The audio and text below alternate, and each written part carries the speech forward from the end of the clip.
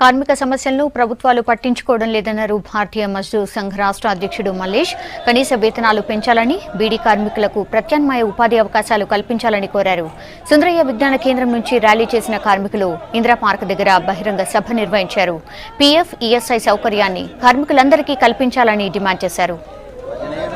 ఈరోజు భారతీయ మజ్దూర్ సంఘ్ స్థాపన దినోత్సవం 60 సంవత్సరాలు పూర్తి చేసిన సందర్భంగా జూలై 23వ తేదీ నాడు అన్ని రాష్ట్రాలలో కూడా ఇదే రకంగా పెద్ద ప్రదర్శన నిర్వహించేసి ఈ ప్రభుత్వాల వైఖరికి వ్యతిరేకంగా ఈ యొక్క ప్రదర్శన కార్యక్రమాలు నిర్వహిస్తా ఉన్నాం.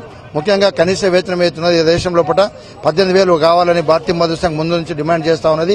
ఆ విషయాన్ని వెంబడే పరిష్కారం చేయాలని భారతీయ మజ్దూర్ సంఘ్ డిమాండ్ చేస్తూ వీడి కార్మికులకు మనం ఏతున్నది ఈ రోజున మనం ఆల్టర్నేటివ్ ఎంప్లాయ్మెంట్ ఉపాధి కల్పించాలని ప్రభుత్వం డిమాండ్ చేస్తాం. కానీ ప్రభుత్వం ఇంతవరకు దానిపైన పట్టించుకోలేదు.